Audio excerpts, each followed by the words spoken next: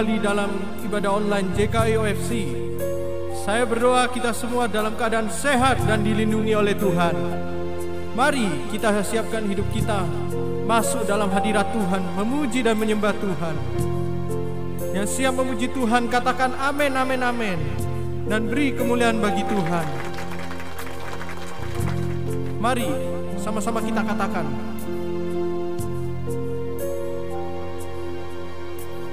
Bapa, Kau setia, Bapa, Kau mulia, tenanglah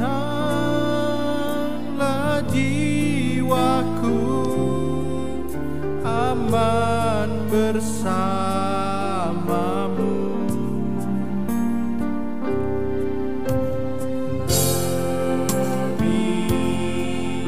Dari harta Kaulah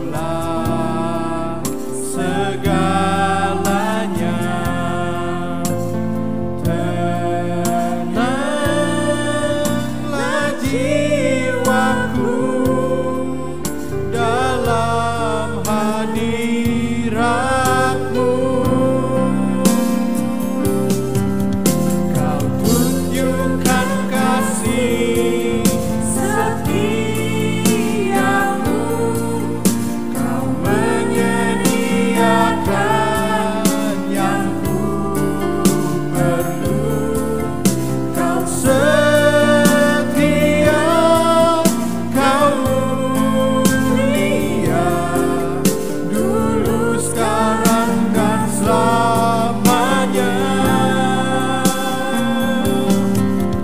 Kau tunjukkan kasih setiamu, Kau menyediakan yang ku perlu. Kau setia, Kau mulia, Bapa, Kau setia.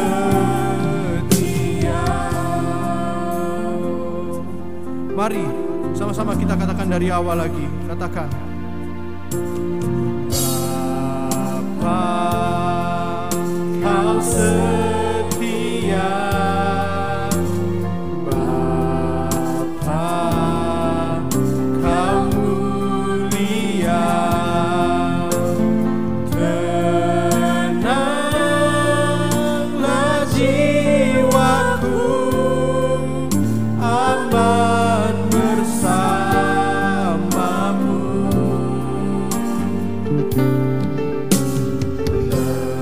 Lebih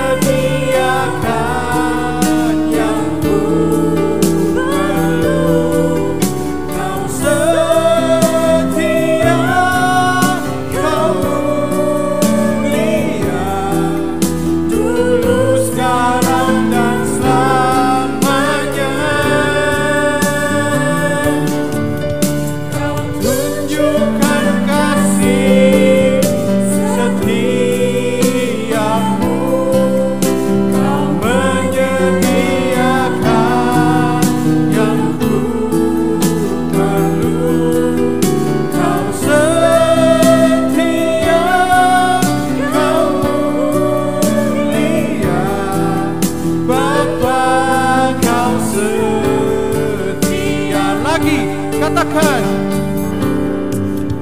Kau tunjukkan kasih setiamu,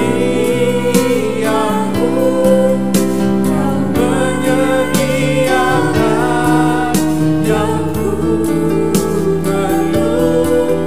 Kau setia, Kau mulia, dulu, sekarang, dan selamanya. Kau tunjukkan kasih setiamu, Kau menyediakan yang ku perlu. Kau setia, Kau mulia, Bapa, Kau setia. Kau setia, Kau mulia, Kau setia, Kau setia dan mulia. Kau setia, Kau mulia, Bapa, Kau setia.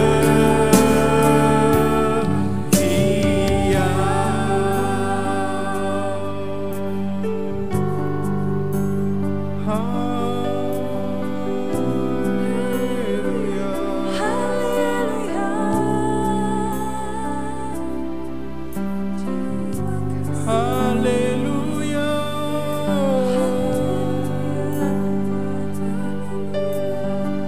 Terima kasih Tuhan.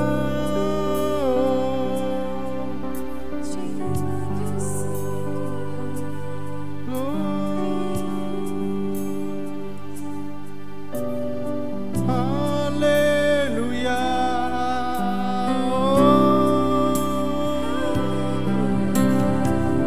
Haleluya. Mari sembah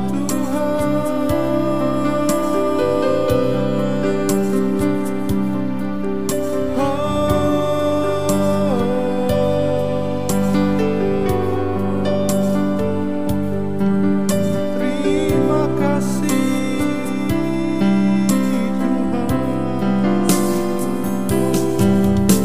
Tuhan.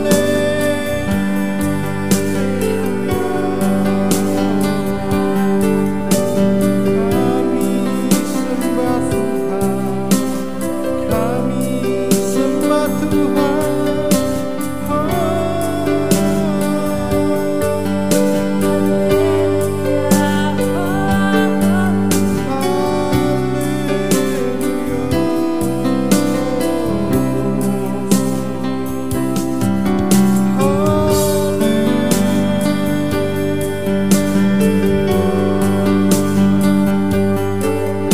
Mari sembah Tuhan.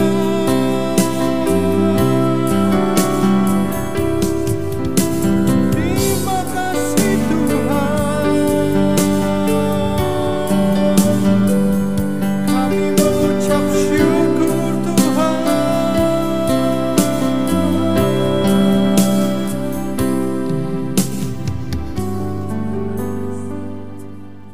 Shalom, puji Tuhan. Mari hari ini kita mau belajar kembali firman Tuhan. Buka Alkitab saudara, Ibrani pasal yang ke-12. Kita baca di ayat 15. Sekali lagi Ibrani 12 ayat yang ke-15. Satu ayat aja, firman Tuhan berkata demikian. Jagalah supaya jangan ada seorang pun menjauhkan diri dari kasih karunia Allah, agar jangan tumbuh akar yang pahit, yang menimbulkan kerusuhan, dan yang mencemarkan banyak orang. Yang percaya firman Tuhan katakan amin. Nah saudara, dari ayat ini kita menemukan sebuah kebenaran penyebab kenapa orang itu bisa timbul akar pahit. Atau kenapa orang itu bisa kepahitan hidupnya. Ada banyak orang berkata begini, Pak, saya kepahitan Pak gara-gara omongan mertua saya Pak. Saya mau beritahu, sebenarnya kalau ayat ini berkata bahwa sebenarnya omongan orang sebenarnya tidak bisa membuat engkau pahit sebenarnya. Ya, ada orang berkata, Pak, saya pahit gara-gara omongan istri saya. Saya mau beritahu, omongan istrimu tidak bisa sebenarnya bisa bikin engkau pahit. Ada orang berkata, Pak, saya kepahitan gara-gara suami saya. Saya mau beritahu, suamimu sebenarnya tidak bisa bikin engkau kepahitan.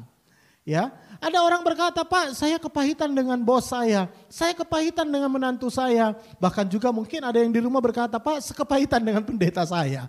Ya, semoga saya bukan pendetamu ya, yang Anda pahiti ya. Tapi saya mau beritahu, dalam Alkitab berkata begini ya. Sebenarnya penyebab orang itu muncul akar pahit, muncul kepahitan, Alkitab berkata karena orang menjauhkan diri dari kasih karunia. Jadi dengan kata lain begini, selama Anda dalam kasih karunia, Anda nggak mungkin kepahitan. Sekali lagi, selama Anda ada dalam kasih karunia, Alkitab berkata seharusnya Anda tidak akan mungkin kepahitan. Meskipun ada orang-orang yang menyakiti hatimu. Meskipun ada orang-orang yang bisa membuat hatimu luka. Ya, memang tidak bisa dipungkiri bahwa orang bisa saja menyakiti hati kita.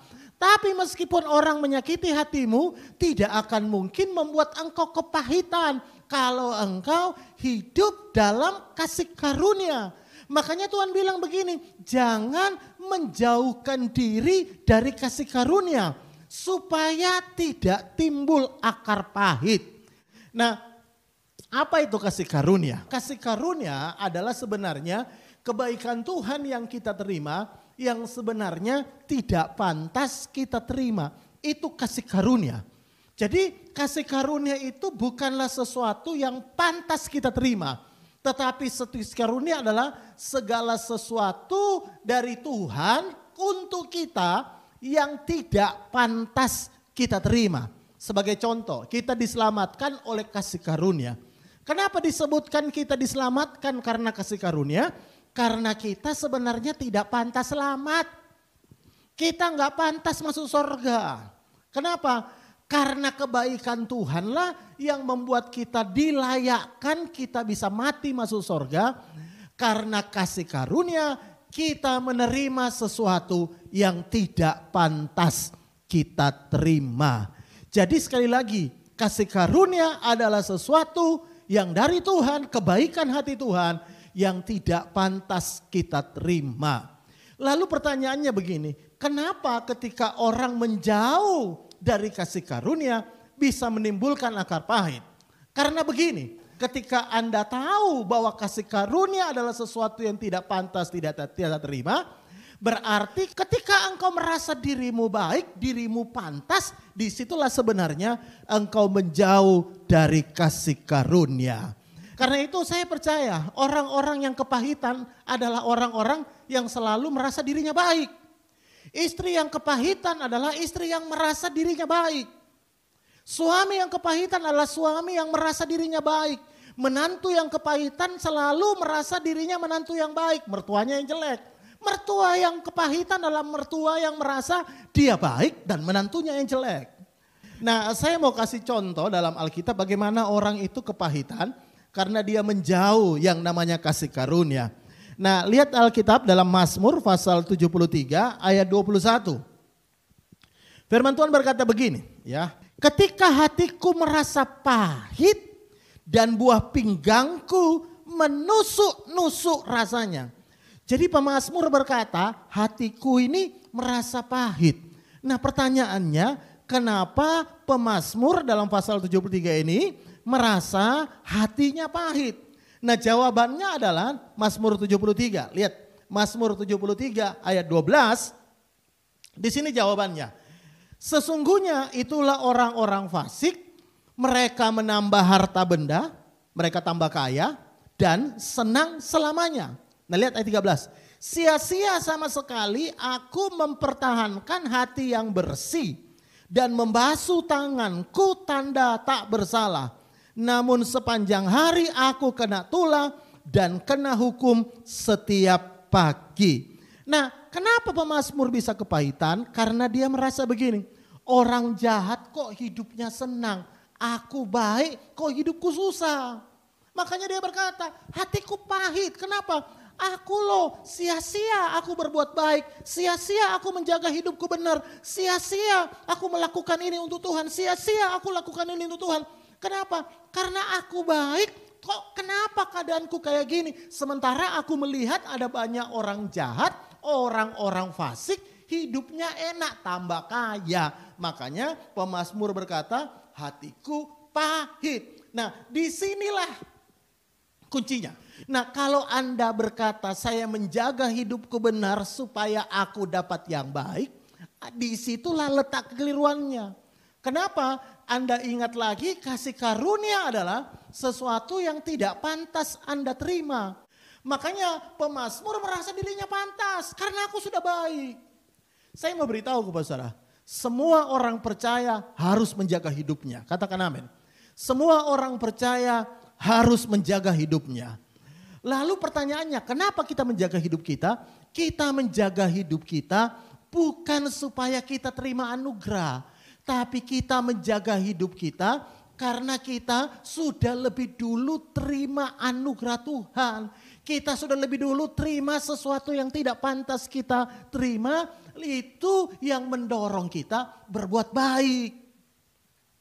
Makanya begini ya, ada orang berkata, Pak saya kepahitan dengan orang itu. Sudah saya bantu Pak, ditulung malah mentung Pak. Wah Pak, orang itu Pak, saya dulu bantu Pak dia.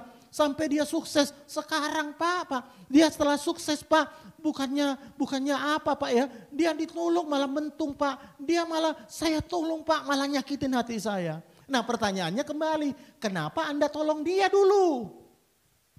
Kalau Anda tolong dia supaya Anda terima yang baik, itu bukan kasih karunia. Harusnya setiap orang yang menolong orang lain berkata begini, saya tolong engkau karena saya sudah lebih dulu ditolong Tuhan.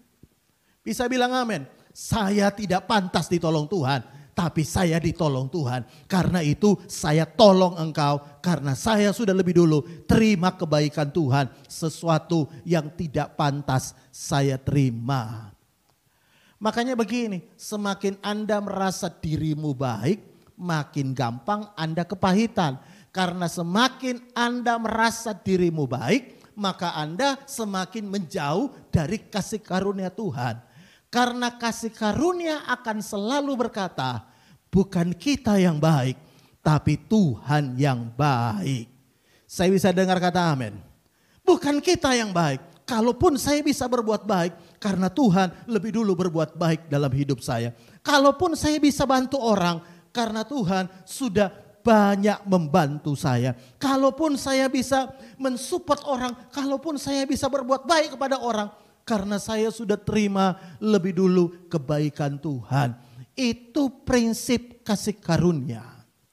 Kalau saudara baca dalam Matius 18 ya, di situ ada seorang yang punya utang 10.000 talenta. Ya. Raja melepaskan dia karena dia tidak sanggup bayar. Lalu apa yang terjadi? Hatinya senang, dia keluar. Lalu dia lihat temannya yang punya utang 100 dinar. Dia cekek temannya dan bayar utangmu. Ya. Lalu apa yang terjadi? Rajanya mendengar. Lalu rajanya marah, memanggil orang itu kembali. Lalu kembali menjebloskan dia dalam penjara. Kenapa? Karena sebenarnya gini, rajanya pengen kalau engkau sudah terima anugerah, lepaskan anugerah juga kepada orang lain. Dan saya aneh saudara, perbandingannya antara 10.000 talenta dengan 100 dinar. Utang orang itu lebih banyak. Tapi temannya cuma 100 dinar dia cekik. Kenapa? Karena dia merasa dirinya benar. Kalau dia ingat bahwa dirinya sudah terima anugerah, dia nggak mungkin cekik temannya. Hari ini saya mau beritahu kepada saudara, ya, dengarkan baik. Hidupmu hari ini, siapa yang baik di hidupmu? Apa engkau yang baik atau Tuhan yang baik? Semakin engkau rasa dirimu baik, maka semakin gampang engkau kepahitan. Tapi semakin engkau lihat Tuhan yang baik, engkau akan terhindar dari kepahitan. Engkau mungkin berkata, Pak saya sudah bantu orang itu, tapi orang itu malah mentung. Pak gak apa-apa, karena saya terima lebih banyak dari Tuhan daripada apa yang orang itu lakukan kepada saya. Kita ini orang Indonesia punya budaya yang disebut budaya untung. Ya. Untung apa? Kalau saudara tahu ada orang kecelakaan. Ya. Kecelakaan patah tangannya. Orang akan bilang, untung ya cuma tangannya yang patah. Loh coba. Tangan patah dibilang untung. Saudara tahu kenapa orang bilang untung tangannya patah? Karena bukan lehernya yang patah. Ya. Ada orang kecopetan, untung ya kau cuma kecopetan. Uang yang di dompetmu aja hilang, tapi uang di rekeningmu masih ada. Untung, loh orang kecopetan kok dibilang untung. Karena apa? Karena dia lihat ada masih begitu banyak yang baik. Yang Tuhan masih berikan dalam hidupnya, yang sudah berikan dalam hidupnya. Makanya dia tidak konsentrasi akan apa yang hilang, dia tidak konsentrasi akan apa yang baik dalam dirinya. Tapi dia selalu lihat konsentrasi akan kebaikan Tuhan di dalam hidupnya.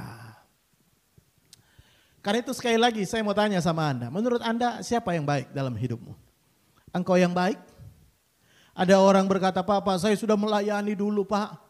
Waktu sebelum corona saya setia luar biasa. Kurang apa coba aku? Saya itu Pak semua ibadah saya datang Pak.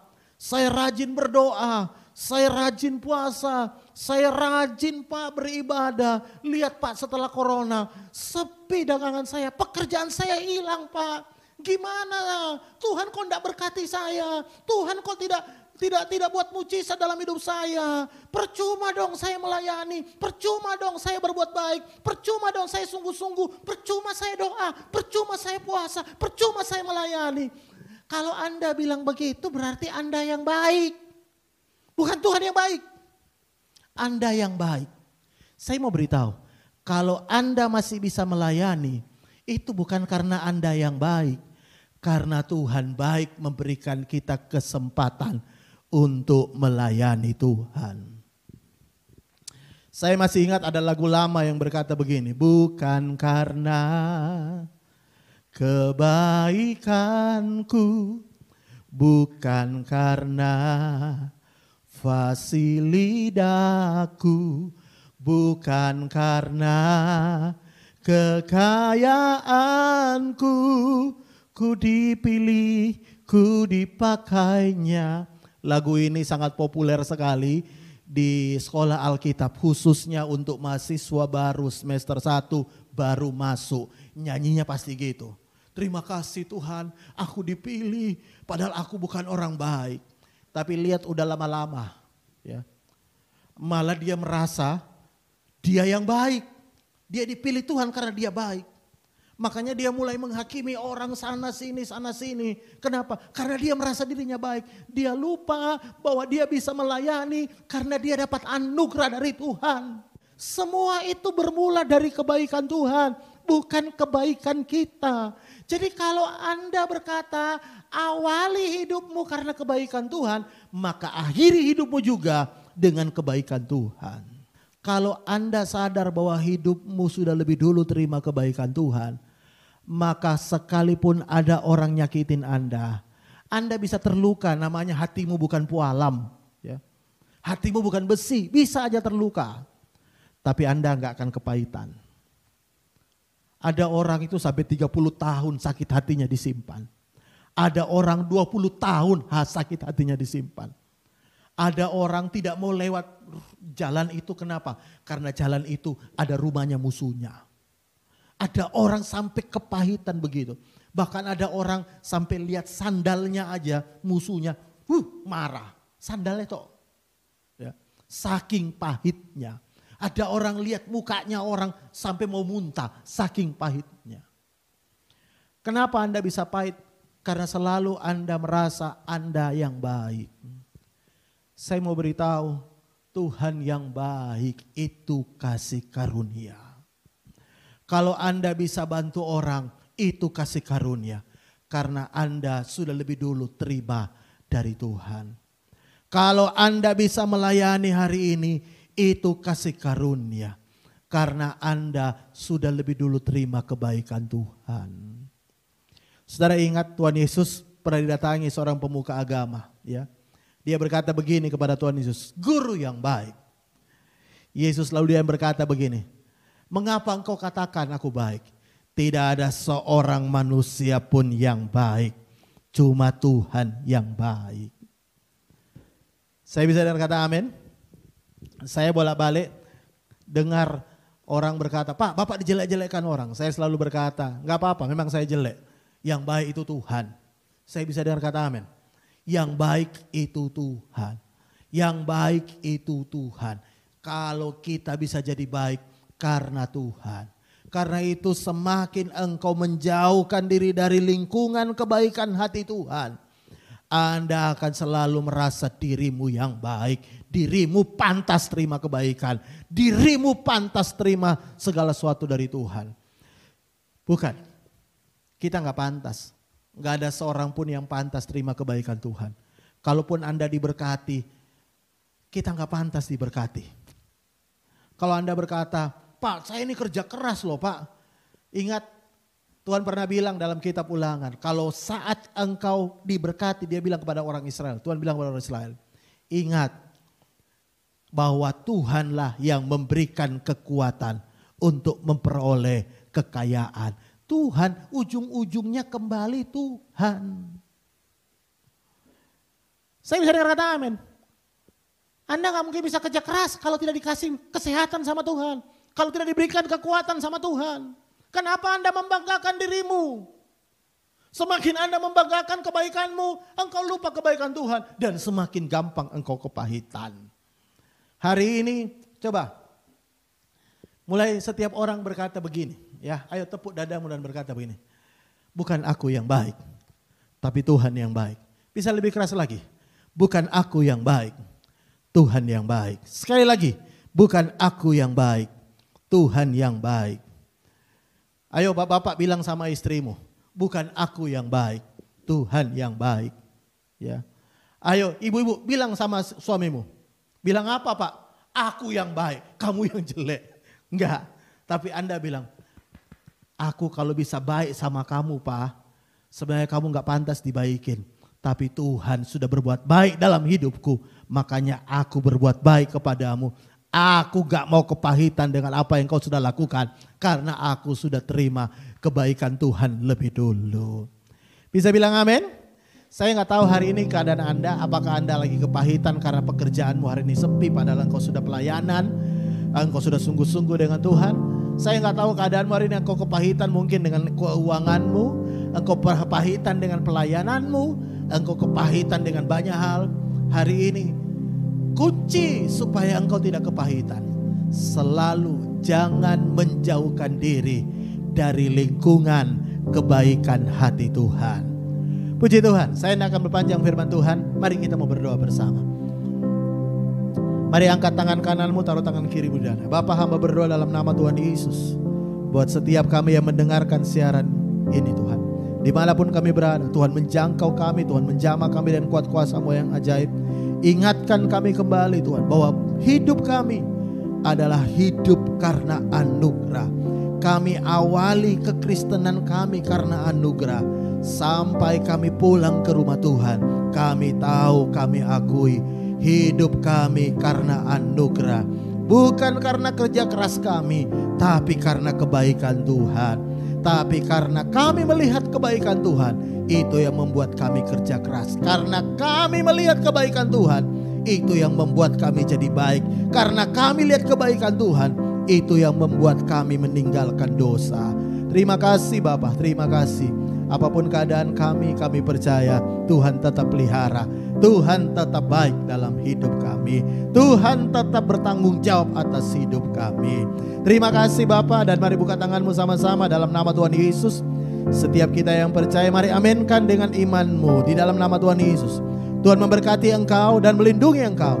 Tuhan menyinari engkau dengan wajahnya dan memberikan engkau kasih karunia. Tuhan menghadapkan engkau dengan wajahnya dan memberikan engkau damai sejahtera. Dalam nama Tuhan Yesus, setiap kita yang percaya terima warisan anak sulung berkat double porsi dalam tahun penyertaan Tuhan yang sempurna. Sama-sama katakan amin, amin, amin, amin.